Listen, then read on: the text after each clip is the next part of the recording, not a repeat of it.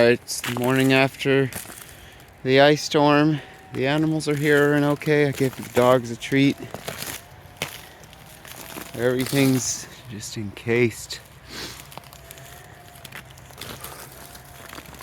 A lot of branches down, but nothing catastrophic. Family's okay, animals are okay. Alright, had this round bale staged here. I'm gonna try shoving it over and just kind of unrolling it down this hill. Give them something to munch on. And then we're really glad these animals are so well trained to these fences, because sagging with ice, they aren't doing a whole lot. But nobody's on the wrong side of the fence yet. Alright, it worked. Rolled out a line of it and the animals are interested. Making sure they have a reason to stay in here rather than jump the fence is a big part of our electric fencing program. Here's our beautiful girls doing good. You can see they're bred for this job. Look how her outer coat has some frosty tips, but you get down to the inner coat and she's warm and dry. So these are the best dogs. Oh, Maple. Oh, Lila. Yes, you're both very good girls. Got a lot of spots like this. Way down at the ice, the trees and branches are either bending or breaking. It's day 3 of the ice storm power outage. It's really settling in that this might be a long time. Ivy's making the best of it. Tina set her up a little craft station. Tina and I are about to go out to do chores. Unfortunately, Arya woke up feeling sick today with cold symptoms, which isn't great because she's our best Ivy babysitter. James is in the bullpen, ready to babysit, but what is he actually doing? He's been punching the ice off of the car. Oh, bud. This maple next to the yurt is the most damaged tree close by. Lost a lot of limbs. It's about 25 degrees out, and that means this ice isn't going anywhere.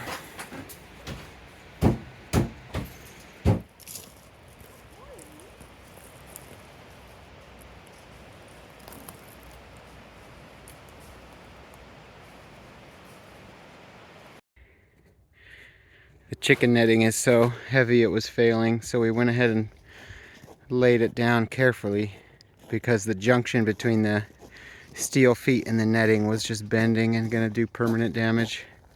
Fortunately, the chickens are staying close. So the chickens are handling the cold well. The fencing is way too heavy, so it's not really doing much, but they're wanting to stay close to this thing anyways. Their automatic door does not function properly because of the ice, so I've just got it propped partway open. That means they're a lot more vulnerable to predators, but the predators haven't come yet, and hopefully this melts tonight and we can get them back to normal.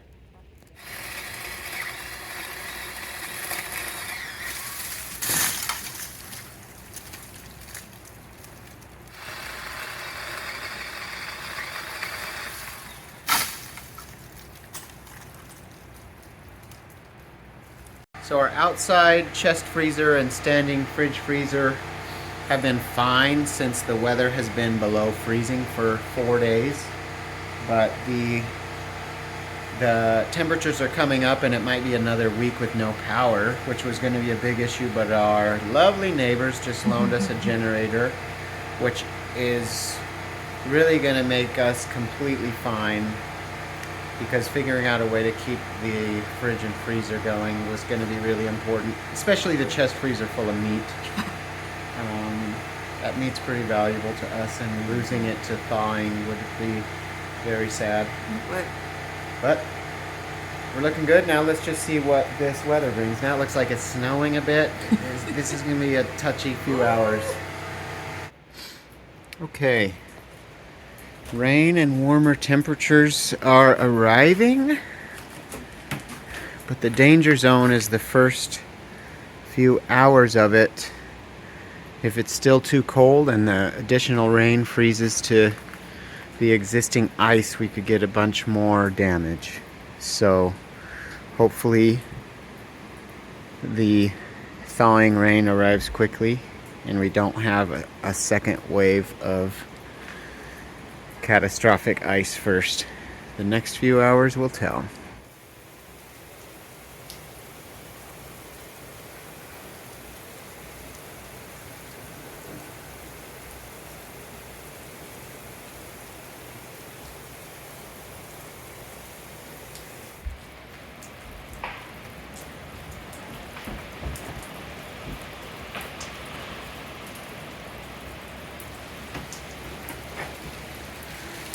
.30 degrees, and we're starting to hear an increase in tempo of trees breaking. Not sure if I'll catch one on camera.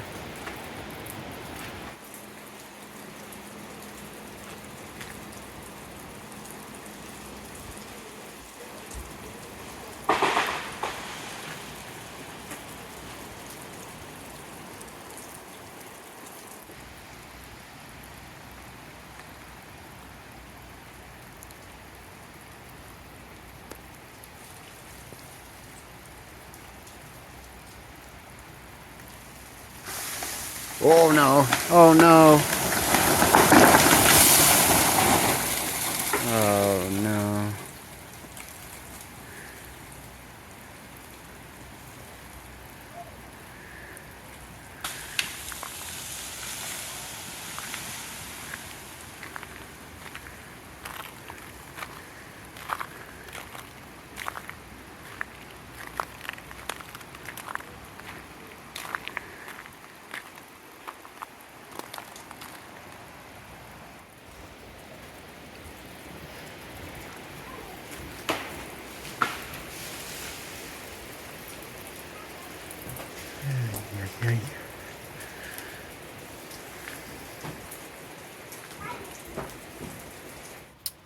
Just cooking some rice next to the fallen down tree.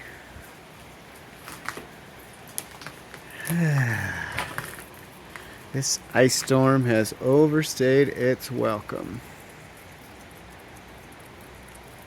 Okay, it's the morning of the thaw.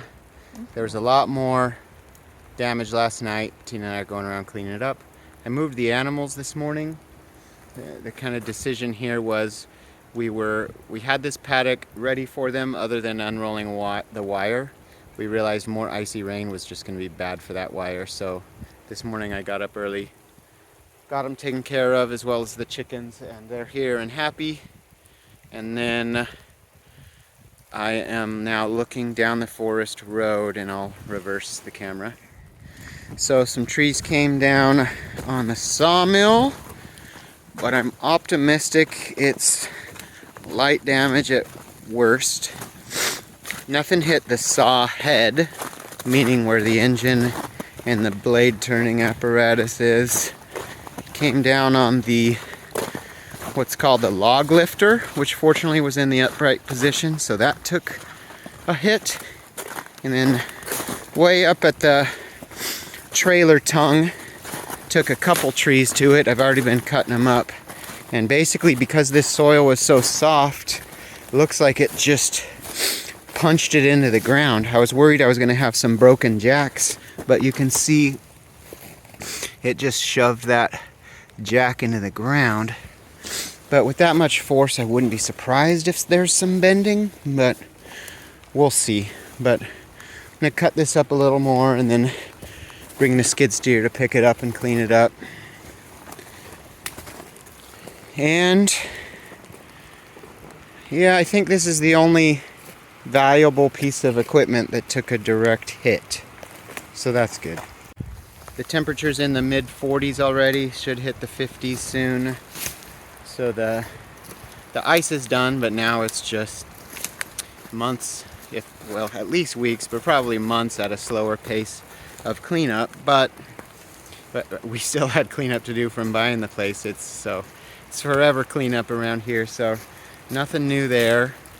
And don't feel overwhelmed because we have the equipment and ability to do it, thankfully.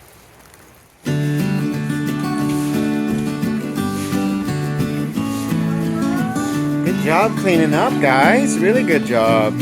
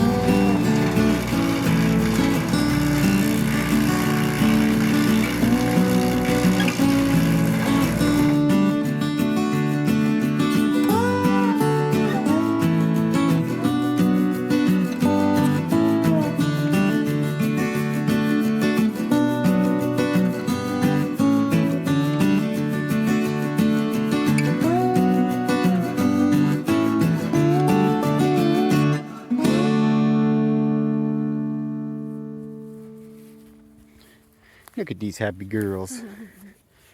Look at this beauty.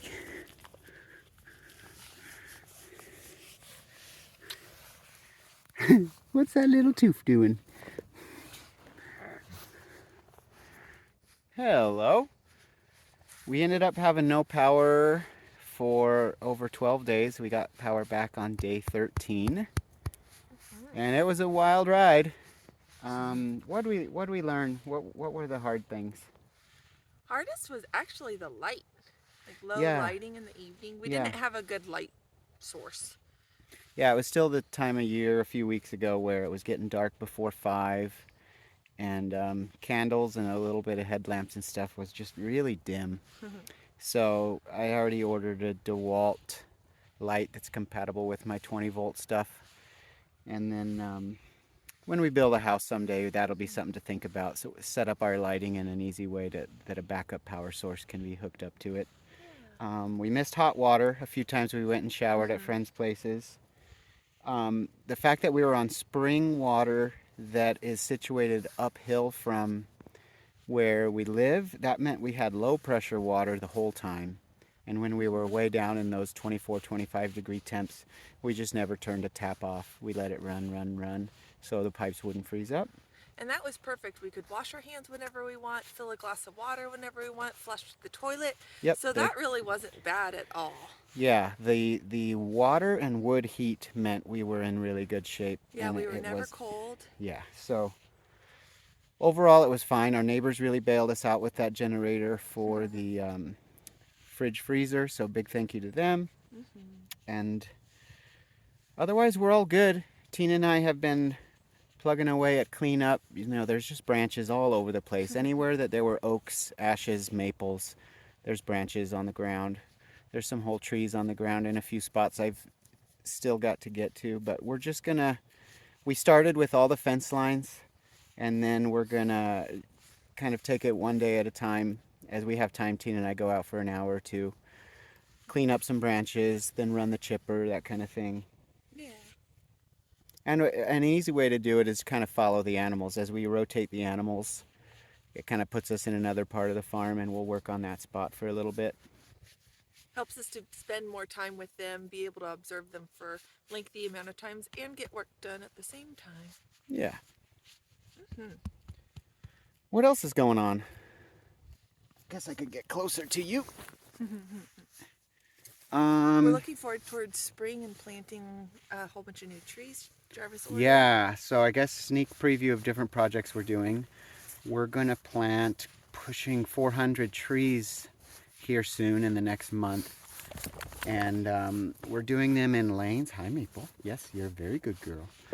We're gonna plant them in lanes such that we'll use a tree tube as protection, plus some kind of temporary electric post, and then run our normal kind of temporary electric fencing system like you see behind us along the tree line. So the tree line will double as a electric fence line, which we're confident will protect the trees. Between the tree tube and the electric fence, the animals aren't going to want to get really close and really damage the trees. And so we'll do a whole video on the tree planting when that happens. Another video I've worked on a little bit, starting way back in December, was just kind of different water projects around the farm.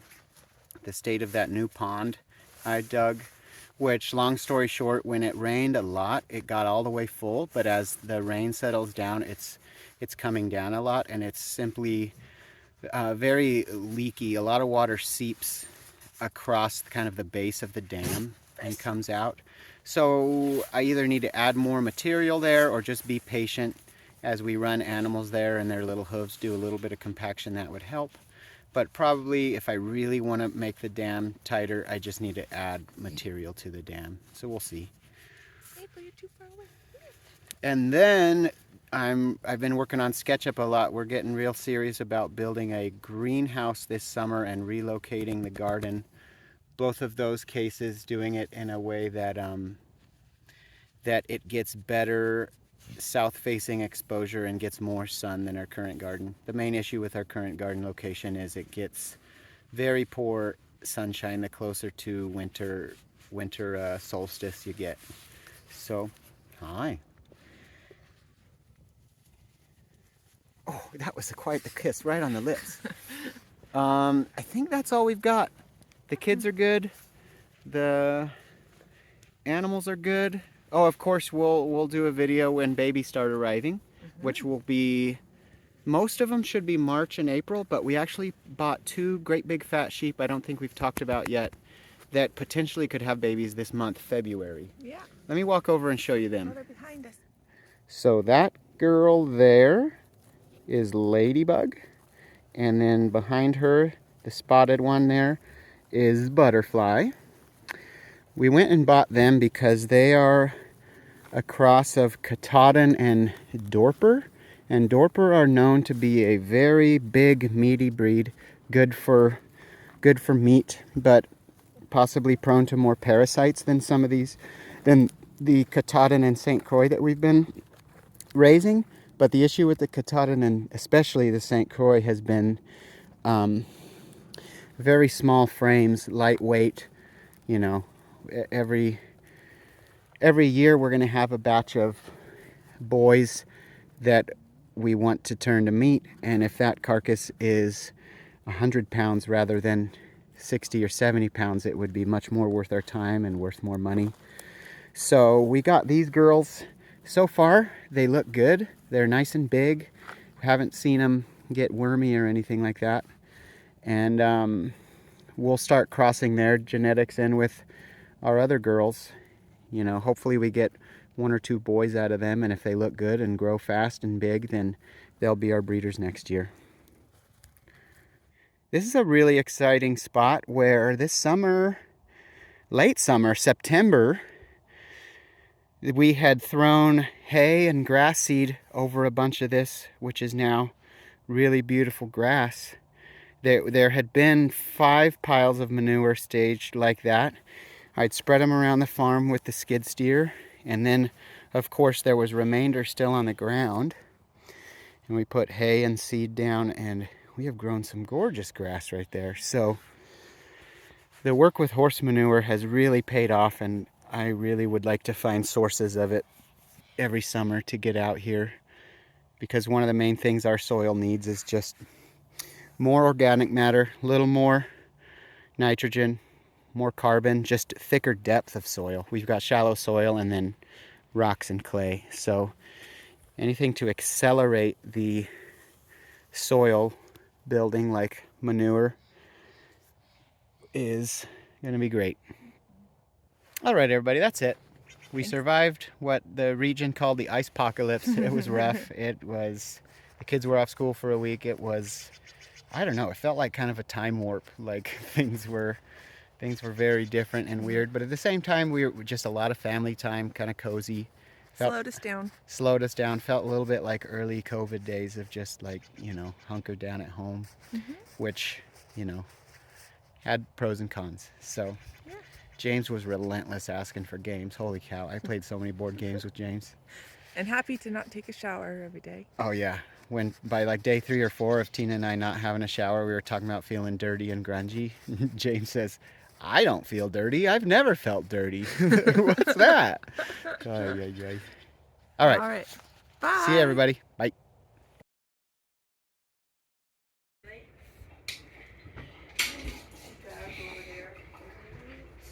Run! 2, 3, go over! Whoa, that was a big jump. Can we see it?